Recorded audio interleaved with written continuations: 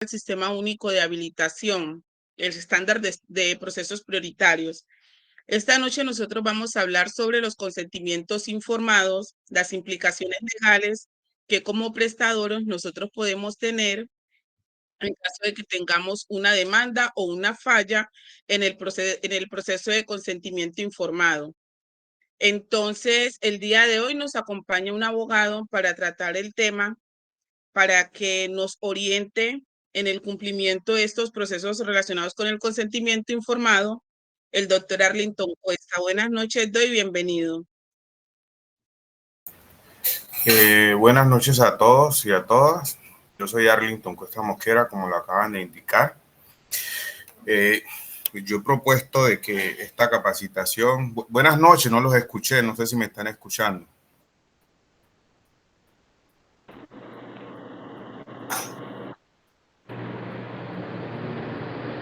Buenas noches, ¿sí me escuchan? Buenas noches. Sí, se escucha. Sí, se escucha claro. Ah, bueno, listo. Entonces, yo le había propuesto a la señora Yomaira de que esta capacitación no era única exclusivamente jurídica, ¿ya? Era una capacitación más desde el punto de vista de lo que se entiende y lo que se conoce como consentimiento informado. Y quiero que pues hagamos esa práctica de que sea de una forma clara, precisa, corta, sin utilizar latinismo jurídico o palabras jurídicas que aquí nosotros no podamos entender. Entonces, lo que les voy a proponer es que frente a este tema del consentimiento informado, que no es un tema de poca monta, es un tema supremamente importante que yo creo que no únicamente ustedes como personal o prestadores de servicio han de saber, sino que todos estamos en la obligación de saber de este tema, porque este tema tiene que ver con los derechos fundamentales, tiene que ver prácticamente con circunstancias jurídicas, de responsabilidad jurídica. No sé si ustedes alguna vez, ojalá no se hayan ven envueltos en un tema penal o disciplinario o civil, ¿ya? Frente a estos temas, una vez se cree que estos temas no son de importancia, pero tienen su valía. Y lo digo porque cuando uno habla de consentimiento informado, uno siempre piensa en ese elemento fundamental entre esa relación médico y paciente, ¿ya? Antiguamente yo me acuerdo que era el médico que decía y que tenía la palabra frente a cierto tipo de cosas cuando uno le hacían un procedimiento médico o le mandaban exámenes, era el médico que dirigía todo, pero actualmente el mundo ha ido evolucionando poco a poco y no, esa relación ya no va a ser subordinada, donde el médico es el que tiene la última palabra frente a ese tipo de cosas, sino que esa relación entre paciente y médico debe ser de alguna forma desde el punto de vista igualitaria, o sea, se pasa desde ese concepto de subordinación en donde era el médico que dirigía prácticamente y le decía al paciente qué era lo que tenía que hacer sin contar con el concepto de esa persona. Entonces, a partir de ahí es que nace esa relación del consentimiento informado, de esa misma necesidad de respetar el ser humano, porque el concepto de consentimiento informado es un concepto de constitucional que viene de la Constitución Nacional y que se ha venido desarrollando mediante unas resoluciones y otras leyes que la han venido poco a poco organizándolas, que más adelante vamos a hablar de ellas, pero a mí sí me gustaría más de entrar en temas, pues en materia, con relación de lo que trata de la responsabilidad médica cuando se incumple con este tipo de cosas, porque estamos acostumbrados y consideramos que cuando le hacemos firmar en un documento al paciente, una hoja de papel, decimos ya aquí hay consentimiento informado. Y eso no es así. Acostumbran por lo general que es a la secretaria, es a la secretaria, mire, háganle el favor y le hace firmar al paciente un consentimiento informado del procedimiento que se le va a practicar. Y después cuando vienen las dificultades, ahí es que caemos en cuenta que ese consentimiento informado lo va a hacer única y exclusivamente el médico que va a hacer la intervención, no es la secretaria ni la persona que le está ayudando a usted en el mostrador que va a aplicar este tema del consentimiento informado y vamos a ver el por qué no se puede de alguna otra forma pasar por alto esas circunstancias. Entonces podemos decir que el consentimiento informado en su forma, ¿ya?, tiene dos características importantes, una que es constitucional y otra contractual. Antes que entremos a la presentación, quería hacer una charla de introducción frente a eso, porque el documento no contiene eso. Entonces tenemos que tener en cuenta que el consentimiento informado tiene dos características importantes, que es una parte constitucional y otra parte contractual. La constitucional es esa que genera el derecho fundamental de toda persona a que nadie pueda ceder a su cuerpo sin su consentimiento. Así lo dice la Constitución Política de 1991. Pero cuando nos referimos a esa parte contractual, de esos dos elementos importantes del consentimiento informado, es como cuando, por ejemplo, uno firma un contrato con una persona, ¿ya? Ese contrato que yo firmo con esa persona no puede estar viciado, no puede estar obligado a la persona, yo no puedo constreñir a esa persona. Y esa misma circunstancia sucede con el consentimiento informado. Yo no puedo en ningún momento obligar al paciente a decirle, fírmeme aquí, ¿ya? O usted me tiene que firmar aquí este consentimiento informado porque yo necesito entregar este documento y dar una apariencia de que yo estoy cumpliendo con ese requisito. Eso no es así. La ley determina que efectivamente el consentimiento informado debe tener un objeto ilícito, es decir, que no está pasando por ninguna ilicitud, que obligaron al paciente, que lo constriñeron, que lo hicieron caer en error, que lo hicieron firmar algo que, por decir, no, un procedimiento que no le iban a hacer a esa persona. Entonces, esas dos características del consentimiento informado es importante porque desarrolla prácticamente el cuerpo o el centro de lo que es el consentimiento informado. Y como lo habían indicado anteriormente, la hoja que llenamos de muchas normas jurídicas, de resoluciones y no sé qué cosas, no es un elemento fundamental a la hora de un proceso de responsabilidad civil extracontractual o un proceso de responsabilidad penal por no haber incluido dentro del procedimiento el consentimiento informado. El consentimiento informado es sabido que es esa autorización que le da el paciente al médico tratante para que esta persona acceda a su cuerpo. ¿Qué quiere decir? Que cuando yo le doy un consentimiento informado a una persona, yo estoy asumiendo los riesgos de eso. Y como yo voy a asumir los riesgos de eso ante un médico, yo voy a saber a qué me estoy sometiendo y qué consecuencias voy a tener con relación a ese tipo de circunstancias. Entonces es importante que ustedes tengan claro que los elementos que constituyen ese documento de consentimiento informado tiene unos requisitos de ley. Y esos requisitos de ley del consentimiento informado es que primero existe una capacidad. Yo no puedo hacerle firmar un consentimiento informado a una persona que es menor de edad. Yo no puedo hacerle firmar un consentimiento informado a una persona que está, por decir, anestesiado, o a una persona que meramente, por eso es importante saber dentro de la historia clínica, no solamente los antecedentes de esa persona, sino el grado de escolaridad de esa persona, para yo saber cómo me voy a referir con esa persona, para yo saber con qué palabras le voy a llegar, con qué palabras le voy a explicar cada una de las consecuencias y las patologías a lo que él se va a someter del procedimiento que se le aplique. Yo no puedo bajo ningún punto de vista considerar, ¿ya?, de que la persona con el solo hecho de haber suscrito el documento, ¿ya?, porque esa es una otra de las cosas, el consentimiento informado tiene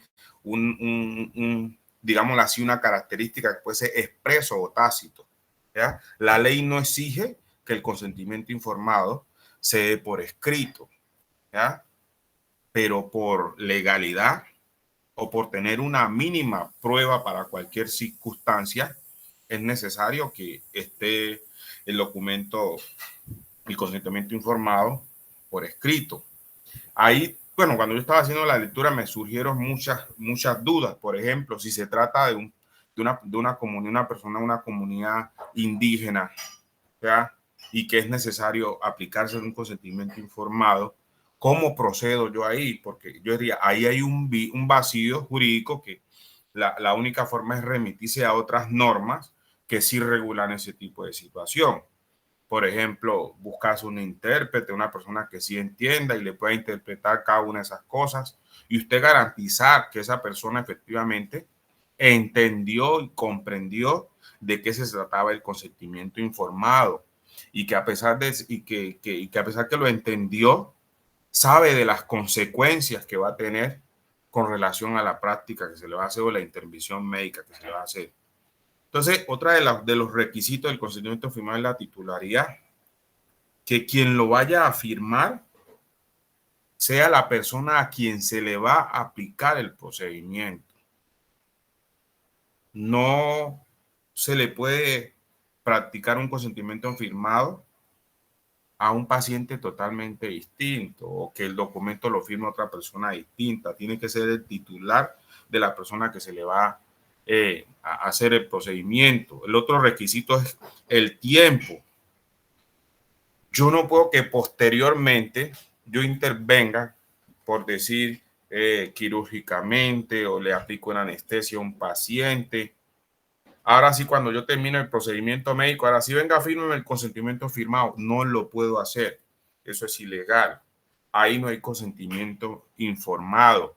Ahí estamos vulnerando ese principio del consentimiento informado sobre el tema contractual. Ahí hay un vicio, hay un error.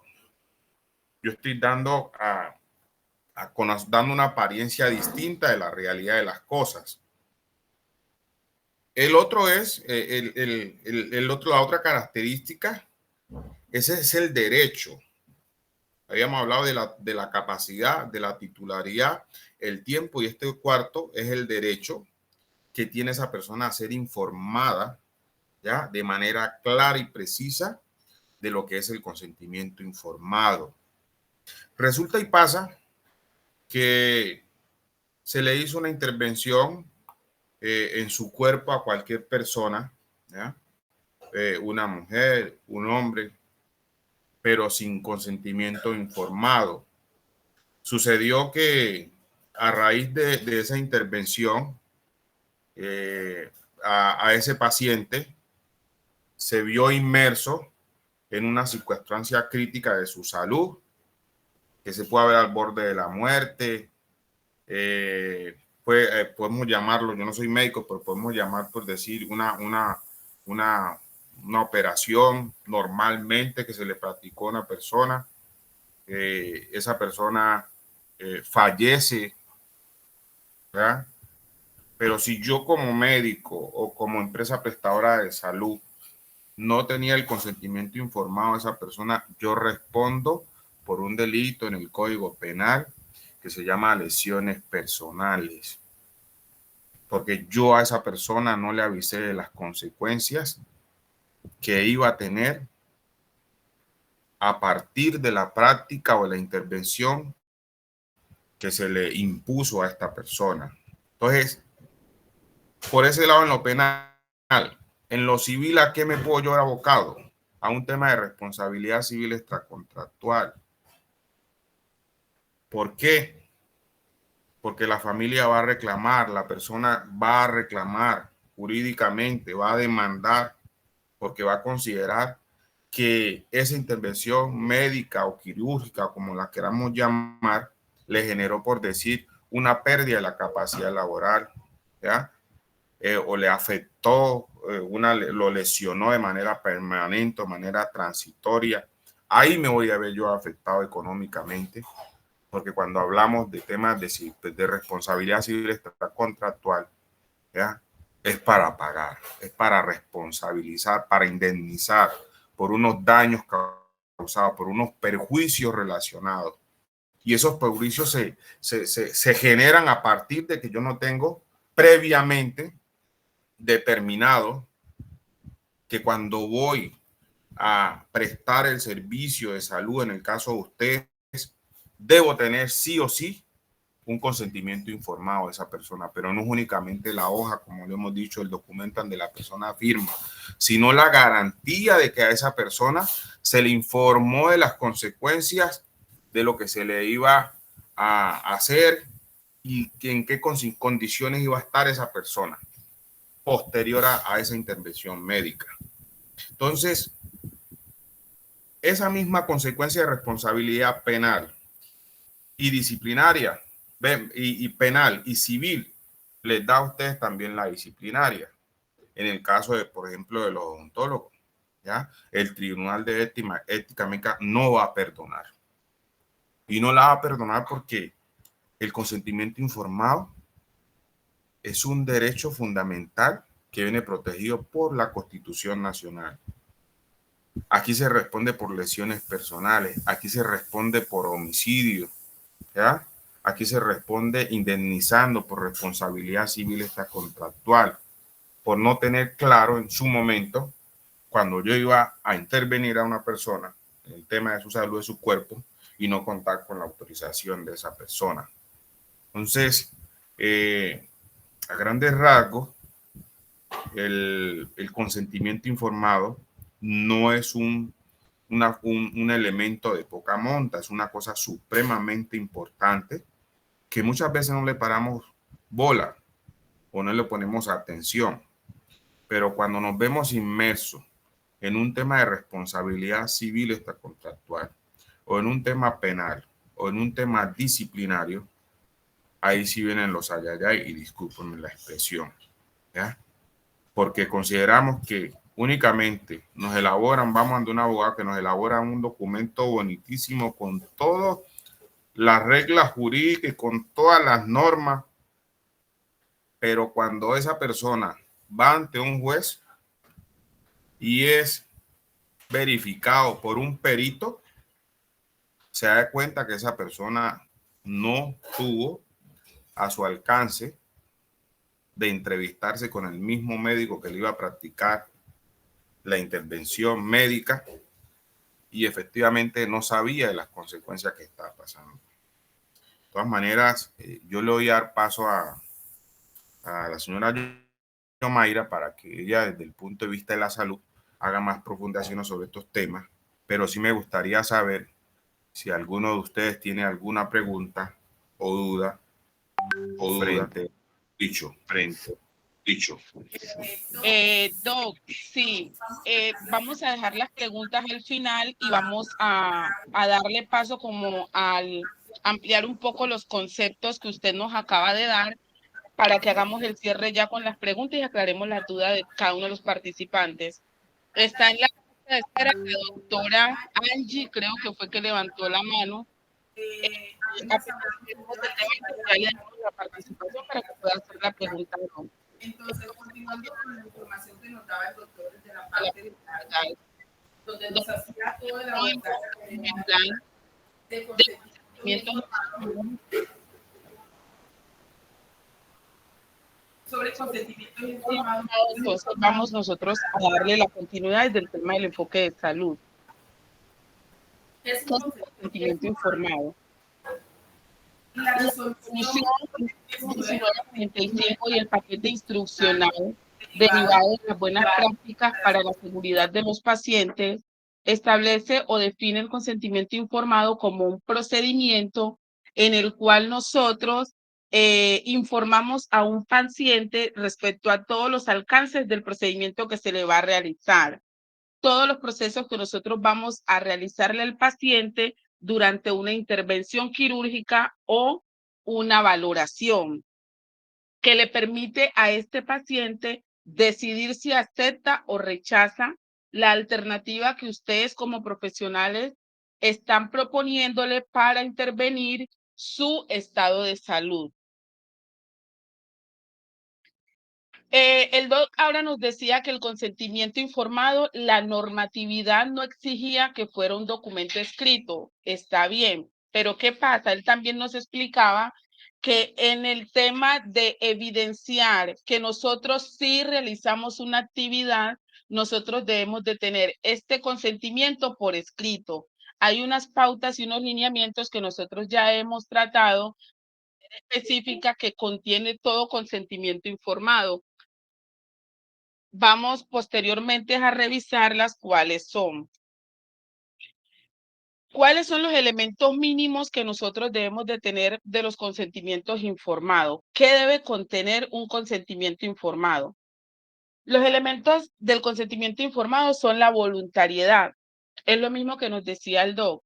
Es esa capacidad que tiene el paciente de voluntariamente decidir si desea o no realizarse un procedimiento, donde nosotros ya conocemos todas estas actividades o medidas preventivas que nosotros vamos a implementarle al paciente como tratamiento y en la cual él también puede decidir si quiere participar en investigaciones o no.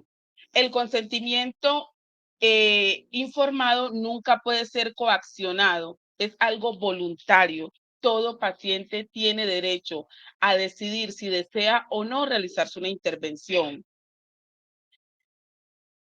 ¿Cuál es el otro elemento? La información en cantidad suficiente. Nosotros debemos de informarle a los pacientes de una manera clara, completa y concisa.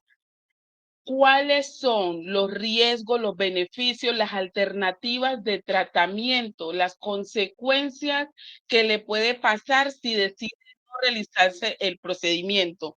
Y debemos hacerlo de una manera sincera, no podemos omitirle información. Que si nosotros vamos a hacerle una exodoncia al paciente y el riesgo es que le caiga una parálisis facial, sí, es uno de los riesgos, debemos de informarle.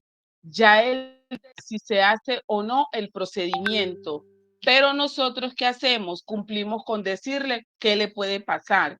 Lo que decía el doc, que envían al paciente a un juzgado porque el paciente demandó y posteriormente le presentan un perito el cual va a evaluar si la persona conocía o no el procedimiento.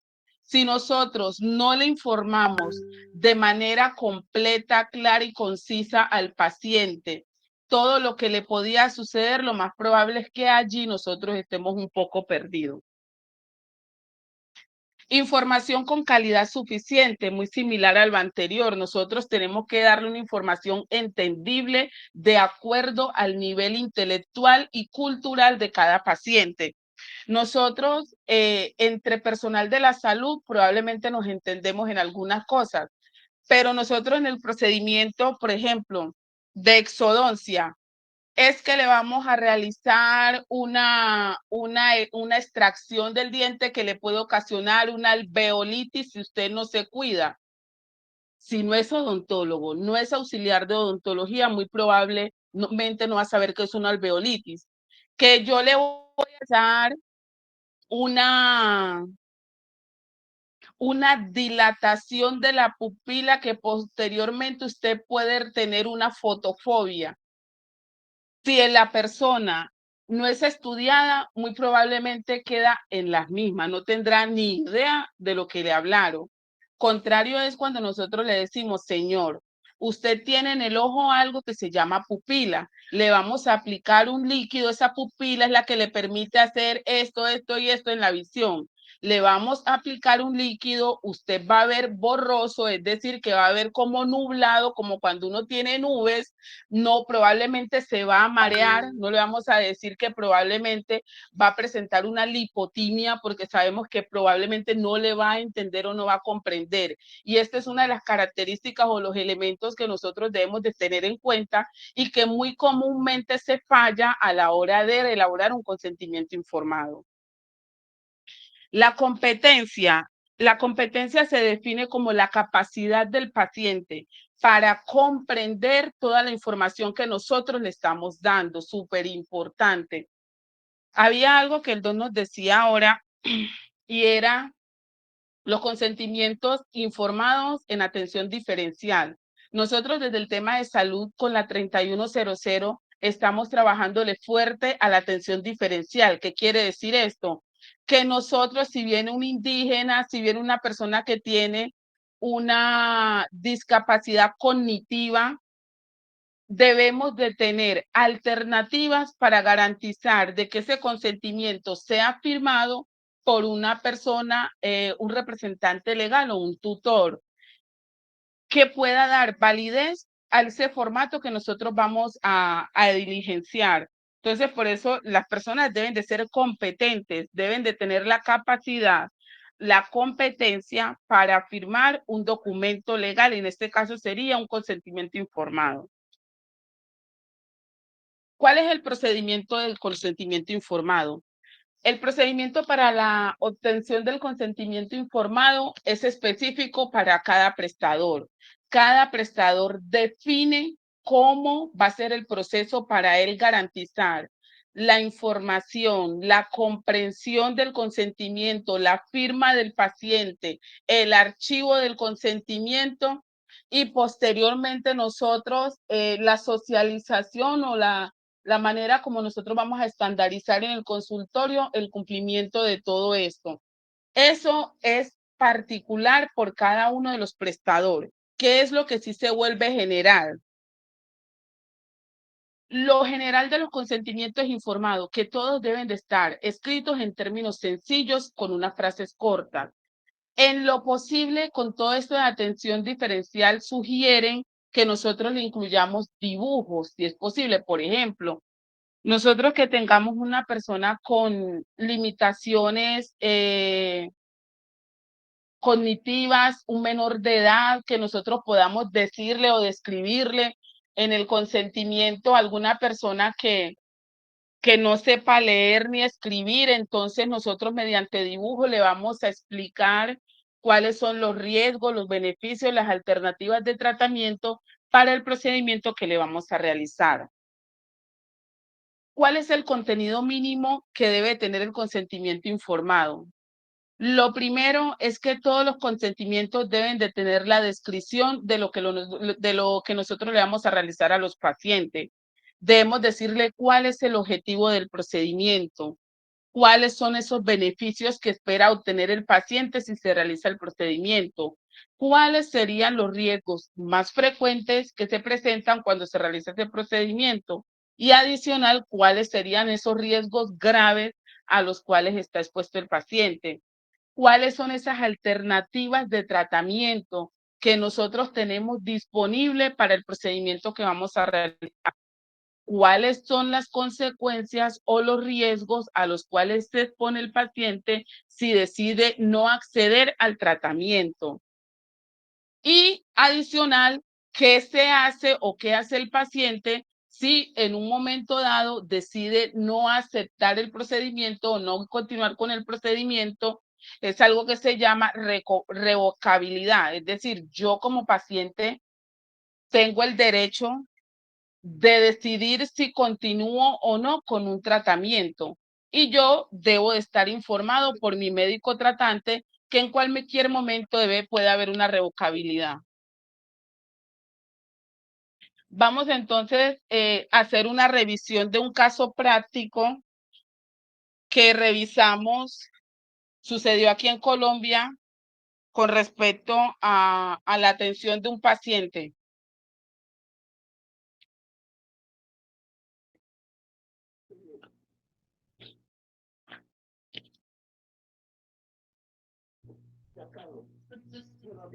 Bueno, dice, este fue un fallo que hubo aquí en Colombia sobre una acción de reparación directa por daño derivado de una actividad médica. Daño por falta de consentimiento informado, extracción de vesícula y fallas del servicio.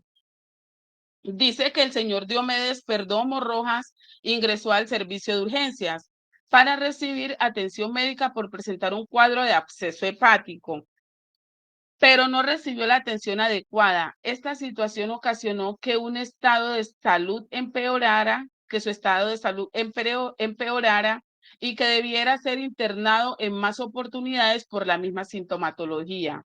Posteriormente, los médicos notaron que la vesícula había sido extraída sin que el paciente fuera informado de ello.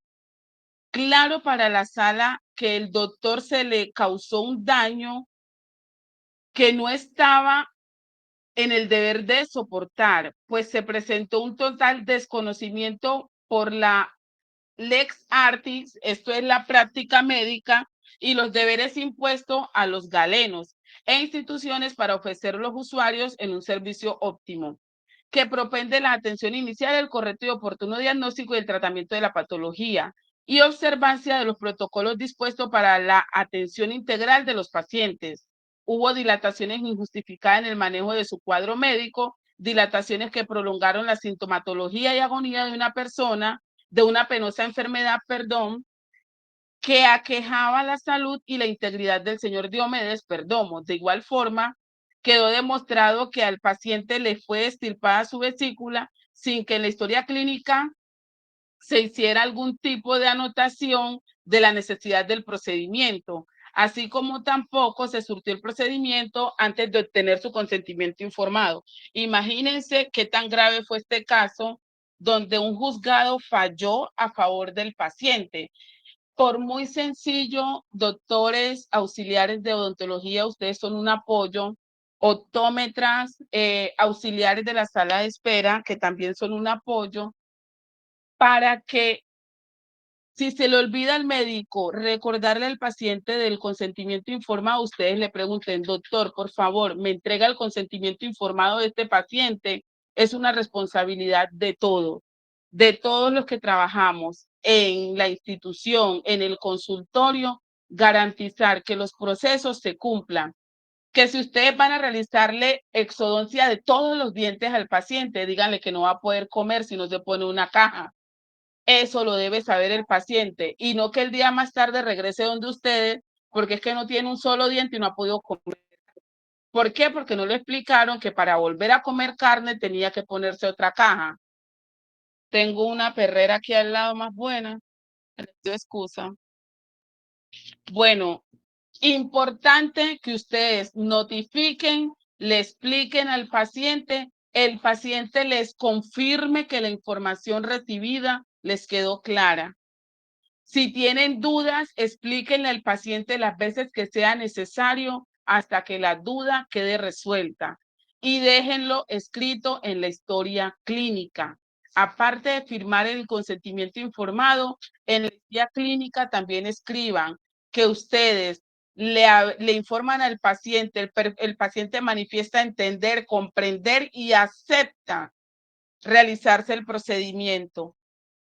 A veces uno, cuando no le ha pasado ningún tipo de situación, se confía, pero ustedes no saben en qué momento se puedan ver involucrados en un evento de estos, donde ustedes, teniendo el conocimiento de lo que deben hacer, quizás por rapidez, por agilizar, no hicieron o se saltaron un paso que más tarde les cueste la empresa o les cueste una ida a una cárcel.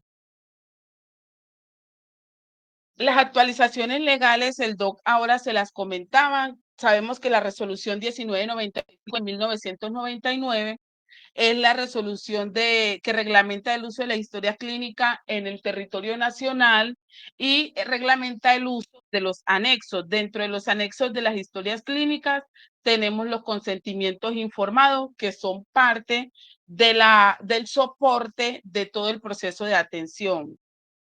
La ley 2381, por la cual se dictan toda la normatividad en materia ética médica y estableció en su artículo 15 que el médico no expondrá a su paciente a ningún riesgo injustificado, que pedirá siempre su consentimiento para aplicar los tratamientos médicos y quirúrgicos que considere indispensables y que puedan afectarlo física o psíquicamente, salvo en los casos en que no fuera posible y le explicara al paciente o a sus responsables de tales consecuencias anticipadamente.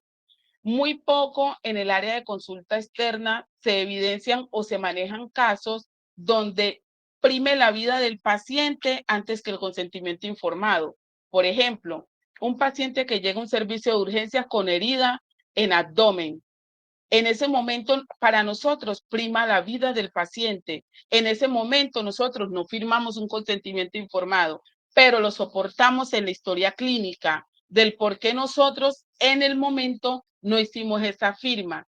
En consulta externa, afortunadamente nosotros tenemos una atención programada. Aunque hay urgencias odontológicas, hay dolores que pueden llegar inmenso, sencillamente nos da esperita para también obtener el consentimiento informado de todos los procedimientos o las intervenciones que nosotros le vamos a realizar. La resolución que nos reúne el día de hoy aquí, la resolución 3100 del 2019, que es por la cual se definen todos los procedimientos y las condiciones de inscripción de los prestadores del servicio de salud y la habilitación de todos los servicios. Lo establecen en el manual de inscripción de prestadores y habilitación de servicios de salud. Sabemos que nosotros, si queremos estar y permanecer en el sistema, debemos de cumplir con lo básico, que es la resolución 3100, y dando cumplimiento a esta normatividad nos estamos reuniendo para conocer cuáles son las especificaciones que nos tienen, nos reglamenta para que nosotros el día de mañana en una visita de habilitación no tengamos ningún tipo de hallazgo que implique un cierre de servicios, porque sabemos las consecuencias que pueden haber.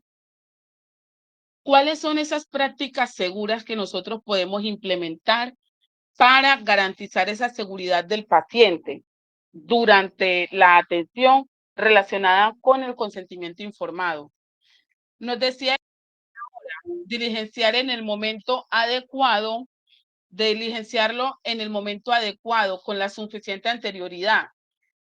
Nosotros no podemos esperar a que el paciente se le haya hecho la exodoncia para decir, Dios mío, no le hice el consentimiento.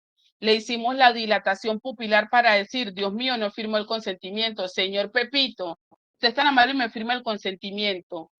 Si soy yo que conozco de salud, muy seguramente les digo, no se lo voy a firmar, doctor, esperemos a ver si presento alguna reacción adversa. Si no presento reacción adversa, en la próxima cita se lo firmo.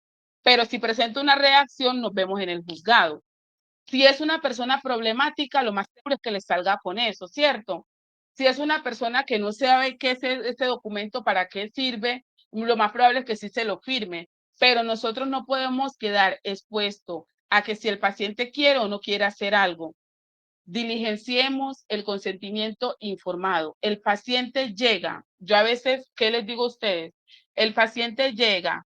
Mientras ustedes están con un paciente, la auxiliar de odontología recibe el paciente, lo saluda y se presenta con su nombre. Están en la sala de espera.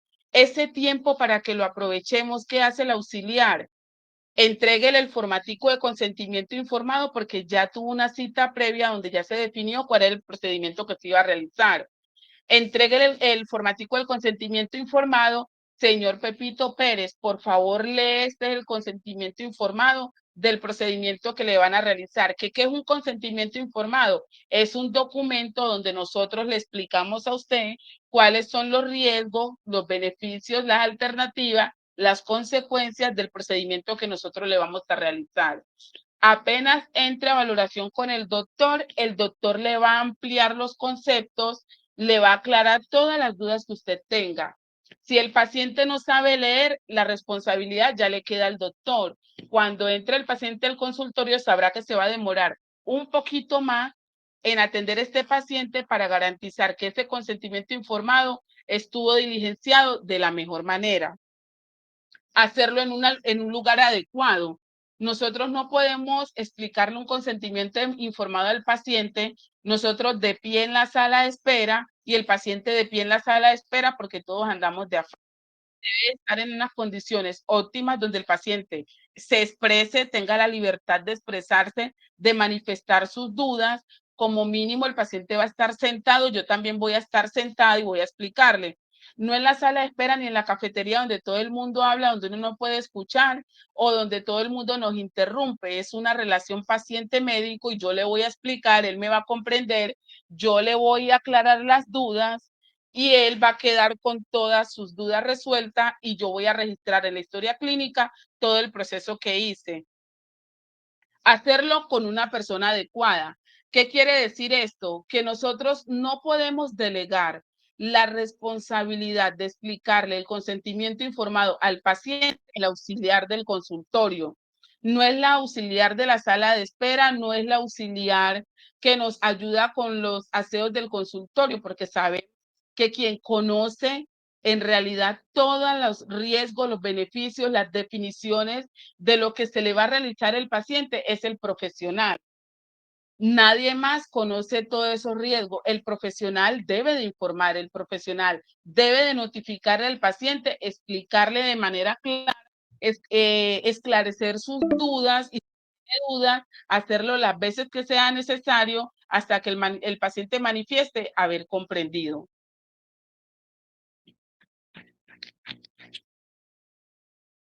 Deben evitarse en lo posible los extremos, porque sabemos que ambos extremos a veces son perjudiciales, ¿cierto? Debemos de presentar, evitar que esos tecnicismos que nosotros utilizamos a veces, sabemos que cuando nosotros somos profesionales a veces nos es difícil desapegarnos de la terminología que nosotros manejamos durante todos los días, porque es nuestro quehacer y eso es lo que nos enseñan a nosotros cuando estudiamos, llamar las cosas técnicamente y no coloquialmente. Pero cuando estamos con el paciente, en lo posible, hacerlo de manera coloquial, evitar en lo posible los tecnicismos que a veces lo que generan es nerviosismo, susto en los pacientes. Y un paciente nervioso es un paciente que la presión se le dispara, se le sube sin necesidad a veces. Y los consentimientos no deben hacerse genéricos. ¿Qué quiere decir esto? Que nosotros no podemos tener un solo formato de consentimiento informado para todos los procedimientos que hacemos en el consultorio. Doctores, yo creo que eso sí manejamos todos y con ninguno vamos a tener ese tipo de hallazgo. Cada procedimiento tiene su consentimiento informado. Los riesgos de una dilatación pupilar no es el mismo riesgo de una medición de una agudeza visual. Los riesgos de una exodoncia no son los mismos que una endodoncia o que un implante dental. Entonces, por eso siempre se ha trabajado desde que se implementó todo este concepto de buena práctica en manejar por procedimiento un formato de consentimiento informado, donde nosotros de manera específica explicamos riesgos, beneficios, alternativas de tratamiento y consecuencias de no realizarte procedimientos. Entonces, vamos a iniciar con las preguntas. Vamos a darle paso al doctor Arlington Cuesta para que nos explique algunas dudas que tengamos respecto al tema de consentimiento informado. Antes de darle la palabra a ustedes, yo tengo aquí unas preguntas que surgieron a la hora de hacer la revisión de documental para poder hacer la capacitación. Y es la siguiente. Doctor Cuesta, el consentimiento informado en una investigación que se esté realizando libera de toda responsabilidad al médico tratante por cuanto los eventos adversos presentados se derivan de la intervención realizada. Es decir, que si, por ejemplo, yo le voy a realizar una exodoncia a un paciente,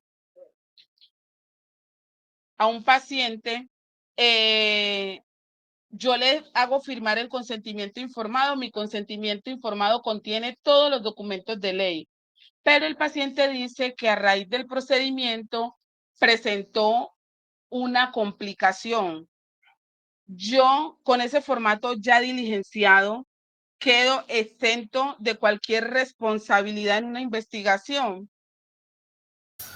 Bueno, no, bajo ningún punto de vista. Incluso el paciente en cualquier momento se puede arrepentir de haberlo firmado el documento, ¿ya? Y decir que no hubo una suficiente explicación de eso. Obviamente que esas circunstancias se van a discutir en un tribunal o entre un juzgado en donde se va a determinar efectivamente quién tiene la razón, si el paciente está diciendo la verdad o lo está diciendo el médico o la empresa prestadora de salud, ¿ya? obviamente que se hizo una explicación con antelación de que ese consentimiento informado puede ser por escrito, puede ser verbal, ¿ya? Pero aquí lo que la ley exige es que efectivamente se pueda probar y demostrar que a esa persona se le hizo una explicación veraz, se le hizo una explicación clara, precisa, en el lenguaje castellano, sin latinismo, sino que efectivamente se le sentó y a esa persona se le dirigió y se le dijo cómo debía, cuáles eran sus consecuencias, qué patología iba a tener, se le habló sobre el diagnóstico, sobre el tratamiento, cuáles eran sus consecuencias en un lenguaje comprensivo. Eso es lo que se determina ahí. Como lo había hecho indicadamente, la hoja esa que firmamos, no es, eso no lo salva a uno. Lo salva es que efectivamente el médico que iba a hacer la intervención personalmente dirigió el procedimiento con el consentimiento informado y le explicó cada una y no dejó que, por ejemplo, la enfermera fuera la auxiliar o la persona que atiende ahí le hiciera la explicación. Gracias. No sé si alguien tiene que preguntar algo. Bueno, sí. La doctora Ana María levantó la mano. Bien cuidado.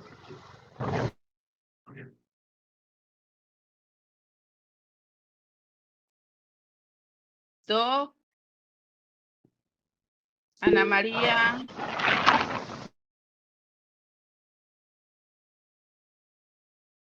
Vamos a ver qué nos hace la pregunta aquí en el chat.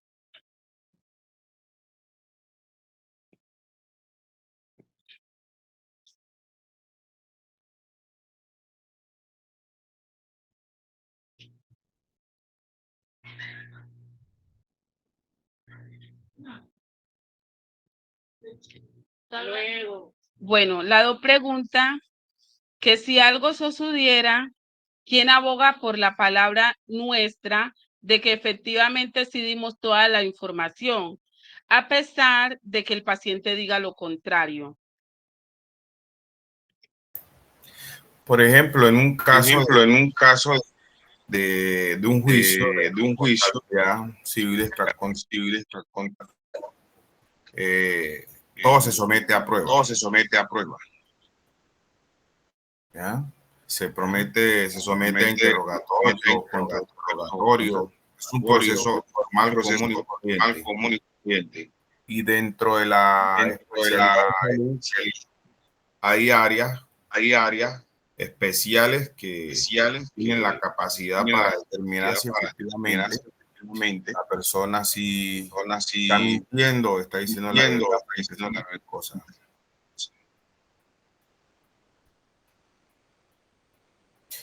Por ejemplo, yo vi un caso de una prestadora de salud en Medellín, que ella aparte de hacerle Perdón, Arlen, ¿no me escucha? Sí. Se está escuchando eco. Cuando tú hablas se está escuchando eco. Yomaira tiene prendido el micrófono, ¿ya? Ahora sí. Felipe, ya no se escucha el eco, ¿cierto? No, ya no se escucha, Bueno, entonces, desde ejemplo, yo conozco un prestador de salud en Medellín que él, aparte él tiene una clínica de estética y él cuando va a hacer el consentimiento informado, aparte de eso, tiene una grabadora ahí, ¿ya? Y le pide el consentimiento que sí puede dejar grabar. Y aparte de eso, su local o su sitio, su centro de salud tiene cámaras, ¿ya? Entonces, porque él ya le pasó una situación de esa, ¿ya? Y se ve envuelto en una situación, pero tenía elementos como demostrar que efectivamente sí habló con ese paciente, ¿ya? Y que hay un registro de audio y aparte está la firma de esa persona. Ahí el tema es más que todo probatorio, que se demuestre que realmente usted sí operó con eso, sí hizo el procedimiento del consentimiento informado. Yo estoy plenamente seguro que cuando la gente se toma la tarea y se sienta con el paciente a explicarle cada una de las cosas, ¿ya? Y le da esa oportunidad de manera abierta, ¿ya? Que la persona pregunte, oculte, ¿ya?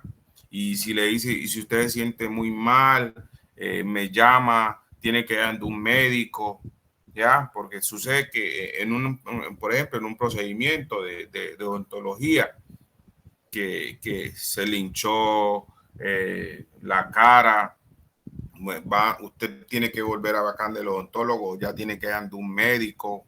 Todo eso hace parte del consentimiento informado. Sí. ¿Quién más? ¿Quién más? ¿Quién más? El doctor Iván López pregunta que si todos los consentimientos informados y la historia clínica hay que ponerle la huella dactilar. Aquí yo le contesto esta parte. La historia clínica no lleva huella. El consentimiento informado se le coloca la huella cuando el paciente no sabe leer ni escribir, pero nosotros lo dejamos registrado en la historia clínica. Paciente se le toma huella digital, manifiesta no saber leer ni escribir, para que ese documento tenga validez. Doctor Cuesta, entonces usted nos podría decir cómo es el tema del material probatorio ante una posible demanda si el consentimiento no tiene la firma, sino que tiene la huella del paciente.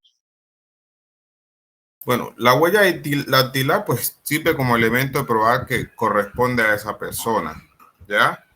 Pero eso no es un hecho que se puede probar y demostrar que una persona no sabe leer ni escribir. La cédula de ciudadanía debe decir eso, que esa persona no sabe leer ni escribir. Ahora la ley ha abierto tanto eso que aparte de su huella, usted llame a un testigo también, a una persona que efectivamente firme también, que es válido, ¿ya?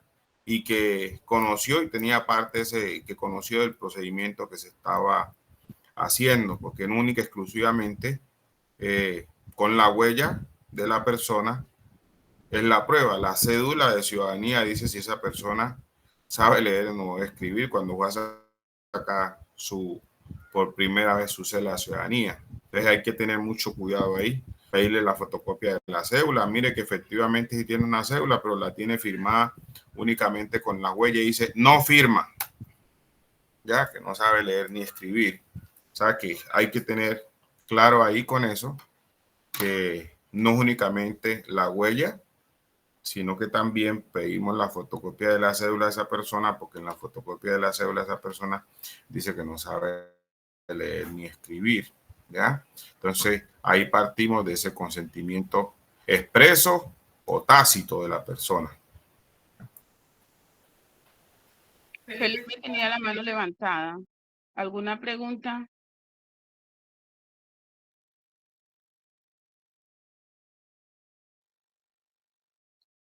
La doctora Ana María levantó la mano. Bueno, primero Felipe y ya la doctora Ana María. Felipe, bien pueda. El doctor Felipe sí. Felipe, vas a preguntar. Bueno, el doctor ¿Me están escuchando ahí? Ahí. Sí. Ahora sí. Ahora Listo, sí. pero no, sino que precisamente eso era lo que iba a preguntar, que de qué manera podemos firmar ese consentimiento informado, pero igual ya ahí quedó como respondida esa pregunta. Bueno. Okay. Doctor Félix tiene la mano levantada. Buenas noches. Es para preguntar la validez del consentimiento que se usa ahora de forma digital, la firma. Si es válido como el que tenemos en físico. ¿Puede repetir nuevamente que se escuchaba en eco? Disculpe.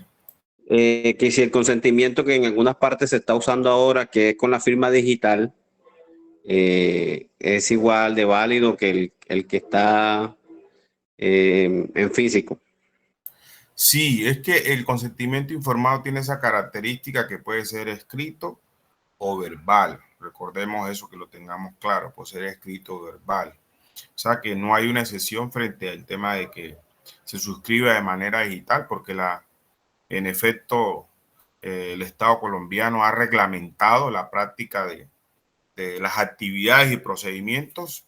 Son legales también incluso cuando se hacen por vía de plataformas digitales válidamente establecidas. O sea, que ahí no hay ninguna dificultad, ¿ya? Pero sí hay que dejar claro dentro del documento, ¿ya? Las razones del por qué se llegó a que fuera la firma digital, porque uno no sabe qué evento se puede presentar. Entonces, todas esas vicisitudes deben de quedar consignadas en el documento y que la persona conozca de eso. ¿Sí? Sino que el doctor pregunta porque ya hay algunas...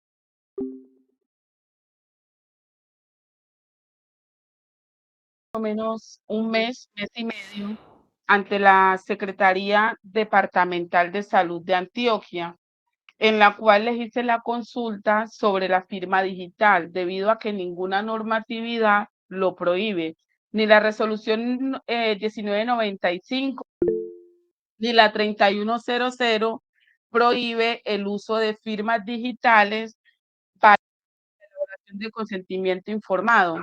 Entonces, la respuesta B fue que la firma digital, que no hay ningún tipo de prohibición si nosotros damos cumplimiento a toda la normatividad que tengamos en salud respecto al manejo de las historias clínicas.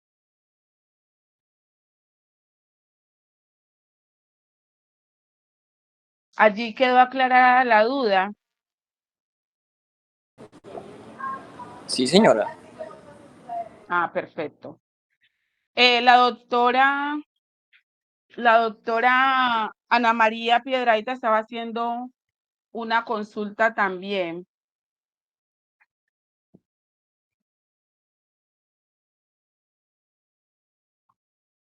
Doc, la segunda duda que estaba pendiente de responderle era con respecto a la firma de consentimientos informados en menores de edad. ¿Es así? La pregunta es, ¿qué la hace? La doctora Ana María. Sí, hay una figura dentro del consentimiento informado y es una de las características que se llama que es sustitutivo. ¿Qué implica eso de lo sustitutivo? Basado en que los padres tienen la patria potestad de sus hijos y que ellos no reúnen esa característica de capacidad, es decir, la edad para suscribir documentos, para representarse entre ellos, la ley ha delegado que sea los padres, ¿ya?, que suscriban y autoricen ese tipo de intervenciones. Totalmente legal que sean ellos los que tienen el consentimiento, toda vez de que desde el punto de vista jurídico de la ley de infancia y adolescencia, un menor de edad, a esa edad, no está en capacidad de ejercer derecho y contraer obligaciones. Otra circunstancia que aclaro, que es oportuno en estos momentos nombrar, que la Corte Constitucional, mediante una sentencia, dejó claro que cuando se trata de cambio de sexo, ahí sí los papás no adquieren esa característica en el consentimiento informado de ser sustitutivo. Es decir, sustitutivo que no lo firma el paciente a quien se le va a hacer la intervención. Cuando es cambio de sexo y esas cosas, ese derecho no lo tienen los papás, pero para intervenciones médicas sí. Es que incluso lo que se plantea es que sí o sí es necesario contar con la autorización de la persona para poder intervenir su cuerpo. Hay unas excepciones, un caso fortuito, una fuerza mayor, un estado de necesidad que efectivamente hay que hacerlo. Y hay casos que se vienen presentando en Colombia, por ejemplo, el caso de los hermanos venezolanos, que les dio una situación de un momento a otro, llegaron a un hospital, ¿ya?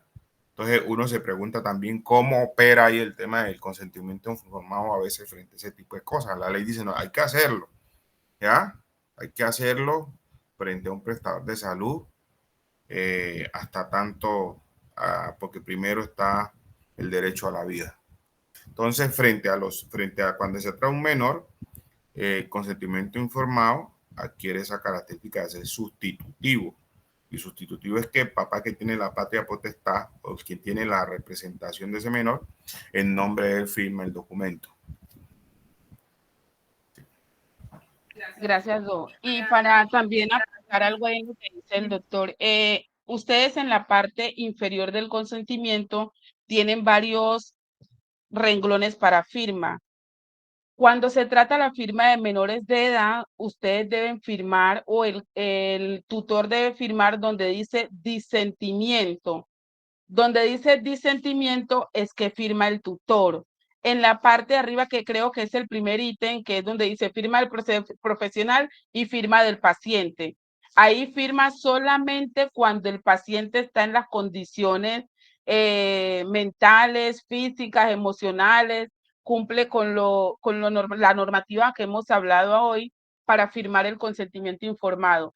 Si es un menor de edad o es un consentimiento diferido porque el paciente no está en las condiciones psicológicas, mentales para la firma del consentimiento, entonces lo firmamos donde dice firma del profesional y firma consentimiento informado diferido. El doctor Iván López pregunta que si los consentimientos que estaban en físico y se digitalizan se pueden desechar.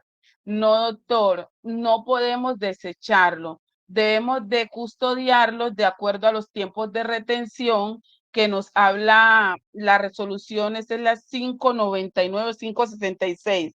La resolución 566 donde establecen los tiempos de conservación de la historia clínica, que como mínimo 15 años en el archivo central. Entonces son en total 20 años.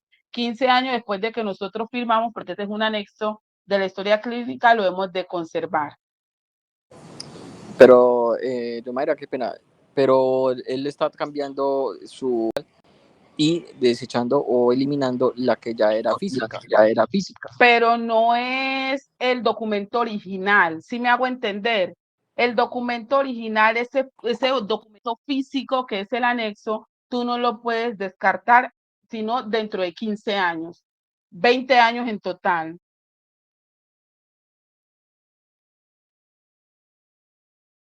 No, para todo.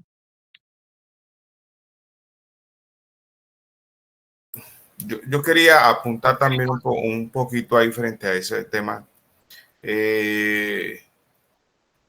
porque es que el documento digital tiene las mismas calidades de una prueba física, ¿no?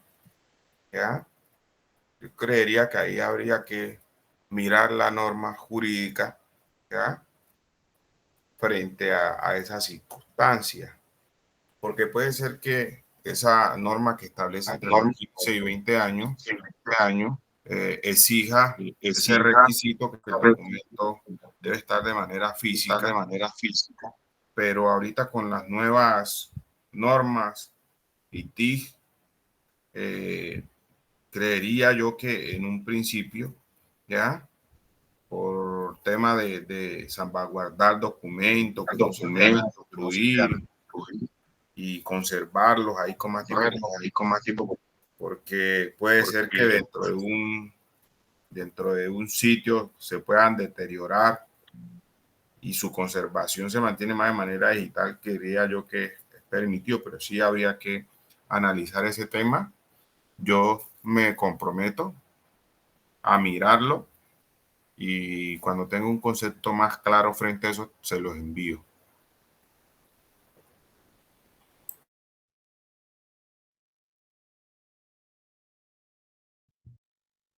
Don, entonces ahí tocaría que elevar la consulta al Ministerio de Salud. Les corrijo, la resolución es la 839. La resolución 839 del 2017, por la cual se modifica la 1995, en la cual establecen los tiempos de conservación de la historia clínica.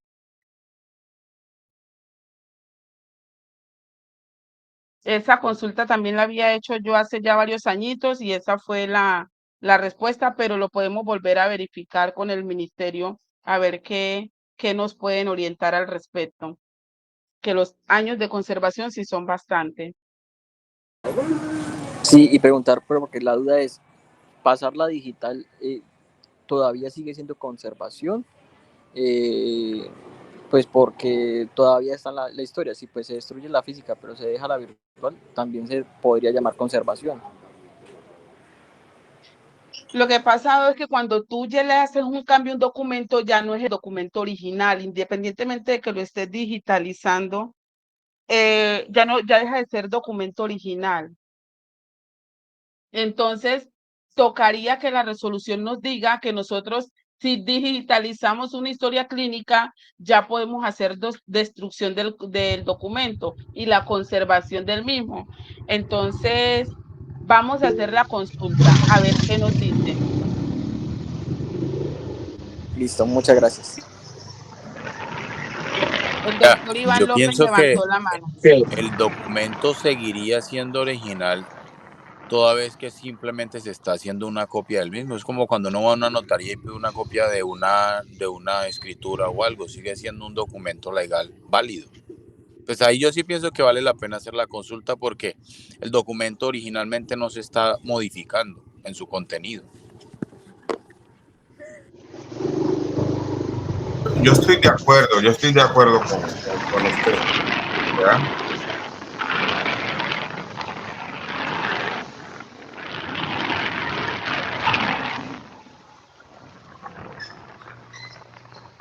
El doctor Iván tiene otra pregunta. No, señora, solo quería esa punto. Felipe, ¿alguna pregunta? ¿Alguien más tiene una duda? ¿Dudas con respecto al manejo del consentimiento informado? ¿Sugerencias que ustedes quieran esclarecer en estos momentos?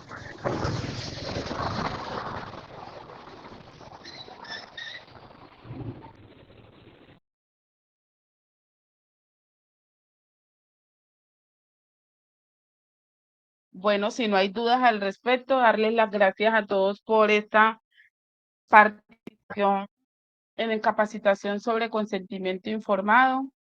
Les estaré enviando el link de asistencia, darle las gracias a todos por dedicar el tiempo a nuestros conocimientos en salud. Arlington, muchas gracias por la participación. A usted, buenas noches. Buenas noches. Muchas gracias por toda esa información.